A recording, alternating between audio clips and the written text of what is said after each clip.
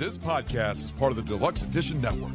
To find other great shows on the network, head over to deluxeeditionnetwork.com. That's deluxeeditionnetwork.com.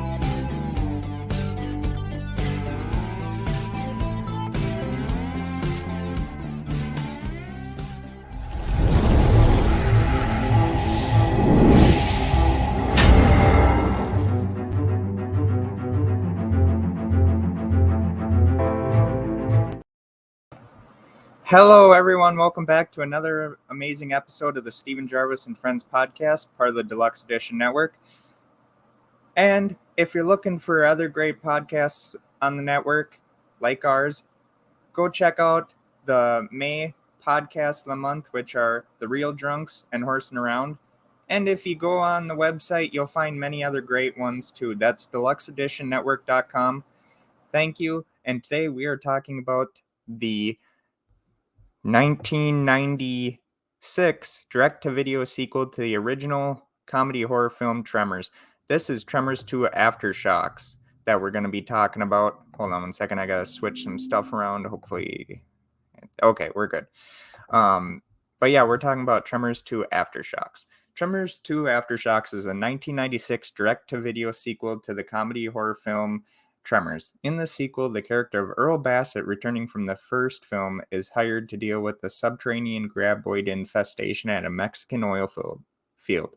It was directed by S.S. Wilson and stars Fred Ward, Christoper Gartin, Michael Gross, and Helen Shaver. After spending all the reward money from his first encounter with Graboids, Earl Bassett agrees to hunt more of the deadly creatures at a Mexican oil refinery for $50,000 each. Knowing that he cannot face the monsters alone, Earl recruits Burt Gummer, another veteran of the incident in Nevada, to supply the firepower. There is, however, only one problem. The Graboids have now evolved into creatures able to attack above ground. Reviews for the film were mostly positive, with some critics labeling it as one of the best direct-to-video sequels ever made. The film is the second in the Tremors franchise. It was followed by a 2001 sequel, Tremors 3 Back to Perfection. So years after the first film, Val McKee has moved away and married Rhonda Lebeck, while Earl Bassett has squandered his fortune on a failing ostrich ranch. He is approached by Carlos Ortega, who informs him that Graboids are killing his workers at his oil field in Mexico, and hires him to hunt them down. Earl initially declines, but Ortega's taxi driver, Grady Hoover, convinces Earl to change his mind after mentioning that Ortega will pay $50,000 for each Graboid killed. Both join the hunt. Upon arrival, Earl learns that the company would pay him double if he caught one of the creatures alive. He also meets geologist Kate Reilly, her assistant Julio, and a mechanic named Pedro, all of whom are scientifically investigating the Graboids. Earl and Grady later begin systematically killing the Graboids by using remote-controlled cars rigged with explosives. Though their strategy seems to work, the vast number of Graboids overwhelms them, and Earl enlists the help of Burt Gummer, who arrives with a deuce-and-a-half truck loaded with firearms and explosives. The next day, Earl and Grady are surprised by one of the Graboids, causing them to drive backwards in a panic and crash the truck into an inclined ditch. Returning to where they saw the Graboid, Earl and Grady find that the creature looks sick and non-aggressive, with all its tentacles mysteriously dead.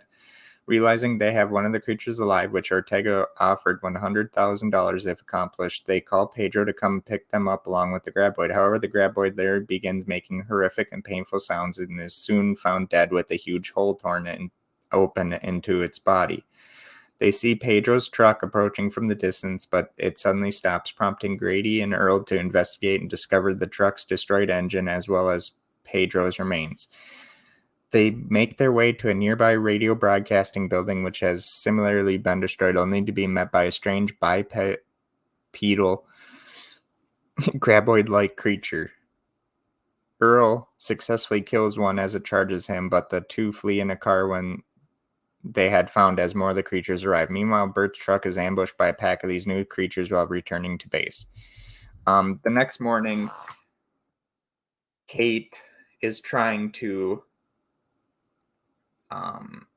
get a hold of Earl, Burt, and Grady, but can't because the radio towers are destroyed. So then her assistant Julio gets killed by one of these new Shreikers, as they call them, later on in the third movie. But they have made it to the oil refinery. Earl and Grady kill the one that attacks and kills Julio. Burt shortly arrives following a near fatal firefight that has left him drained of ammunition, which he says, it's the first time it's ever happened to him. They later find out that the creatures are hermaphrodites that can replicate at an incredible rate after eating enough food. They also learn that the creatures cannot hear, unlike their predecessors, but rather see heat through special infrared receptors on their heads. However, they are attacked by the Shreikers, who have discovered Burt's MRE food supply and have rapidly doubled their numbers in a matter of minutes. They run for Julio's car, but Burt accidentally disables it while killing a Shreiker, which is funny because he uses a 50 cal gun to do it. They later hide from the Shreikers. Burt gets trapped in a bulldozer bucket while Grady and Kate and Earl are both on an oil tower. The Shreikers later work together and attempt to climb the tower, but then Burt jumps out of the bulldozer bucket and traps them in the storage shed with the truck. They later find out that they're able to eat rice flour, which was stored inside the storage shed, and they keep multiplying. Well, Earl comes up with the great idea of dousing him, having Kate and Burt douse him in CO2 from a fire extinguisher to hide his body heat. And once he finds explosives in Burt's truck, he throws it back in the truck and is able to get out of there just in time. And they hide down in I'd say a pretty big ditch, and Grady's like, being Grady, if you ever seen the film, Grady's kind of a klutz, and he's like, well, is an explosion going to happen today? Well, when it does, he gets blown into the ditch, and some parts of a shed fall on him just because of the power of the explosion.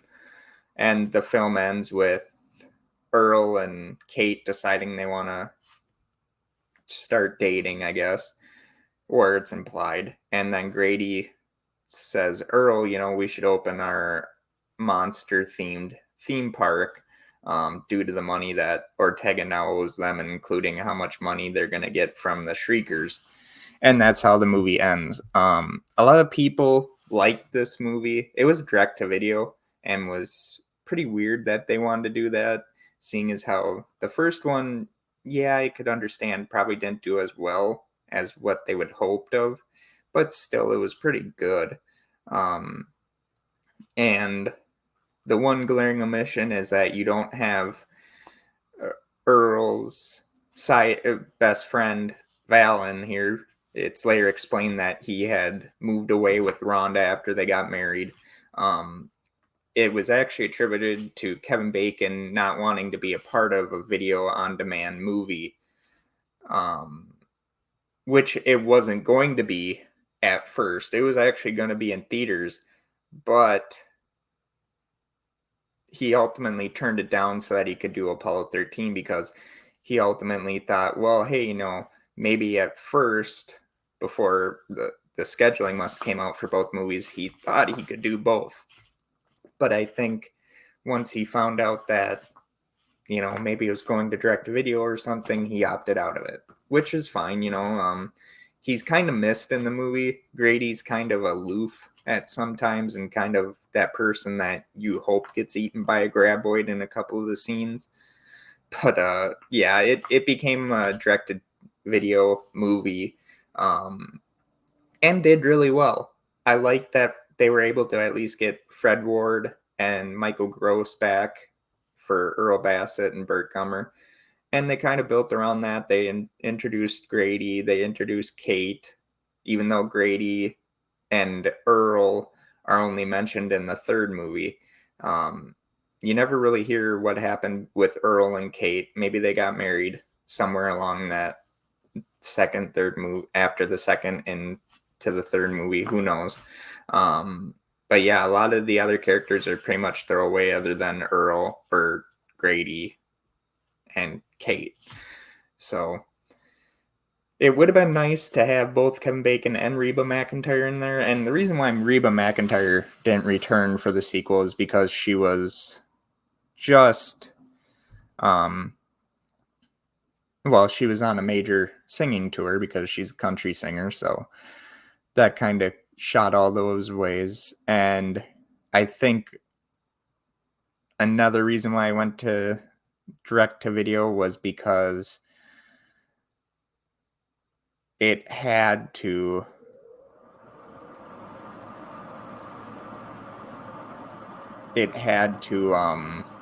be because of maybe the reception at first of what Tremors was. So they thought, hey, let's do this because it's going to be cheaper. And there was going to be a lot of different things added to this, but the budget was only like, I think, $4 million once they moved it to the home video market. And it was pretty interesting how they went about making this movie, but at the same time, it worked. So that is my review of Tremors.2 Aftershocks. Sorry if it was kind of conjumbled a little bit, but hey, I try and make it sound as good as I can, but sometimes I kind of screw up on that. But I just want everyone to know that June 3rd, which is this upcoming Saturday, we will be doing a live stream on YouTube.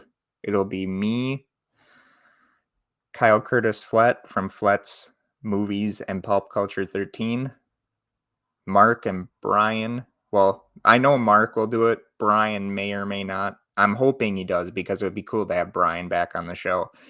And they're from the Talking Shit Show. And then also we're going to have Robert Palmer from the Broken System podcast. And we're going to be ranking top 5 Mel Brooks films. So join us then. I think I said I would have it at 7 p.m. Central Standard Time. Hold on one second. I can look back in my notes on that. But other than that, how was your guys' weekend? Hopefully you had a great Memorial Day weekend. Also want to say a shout out to our troops that are still fighting or that have fought a long time ago and are no longer with us or that are still with us. Thank you so very much for your support and for the sacrifices that you made to keep us here in America safe. And just know that here at the Stephen Jarvis and Friends podcast, we will always support you. Also, go check out the Talking Shit Show. I think they just got over 700 subscribers on YouTube. That live stream on June 3rd on that Saturday will be at 8 p.m. Central Standard Time. So please join us on YouTube to where you can see us talk a bunch of shit and, make fun of each other because, I'm going to make fun of Mark. I'm going to make fun of Brian. I'm going to make fun of Kyle. I'm probably going to make fun of Robert because, that's just who I am. We do it friendly, so they don't have to worry about me taking any cheap shots or anything like that. But thank you so very much for the continued support that you, the fans, show on this podcast. Couldn't do it without you all. And also, please join us this Saturday, June 3rd at 8 p.m. Central Standard Time on YouTube. I will have it all set up so that if you want to join us, all you have to do is go to YouTube at youtube.com and then do the little shift key and then the 2 button where it will do that little @ sign and then just do Stephen Jarvis and Friends podcast. Thank you so very much. I want to also thank the Deluxe Edition Network for allowing me to still bring this great, I guess I can't say great, this somewhat very good production to you guys. So just know that Tuesdays and Thursdays I will be doing my stream, or I will be doing my recordings, and Saturdays I will be doing live streams. Thank you so very much. And if you're new to the channel, please like, subscribe, comment, and hit that notification icon so you'll never miss another day or moment of the Stephen Gervais and Friends podcast. And tell your friends about us, because you know what? We're still trying to grow. I mean, we got other records we want to break. Also, I'm talking with my wife about the merchandise stuff, so hopefully we'll get that out to you guys soon. Just been trying to figure out what we want to do with merchandise and all that. So thank you so very much, and I will talk to you all on Thursday. This podcast is part of the Deluxe Edition Network. To find other great shows on the network, head over to deluxeeditionnetwork.com. That's deluxeeditionnetwork.com.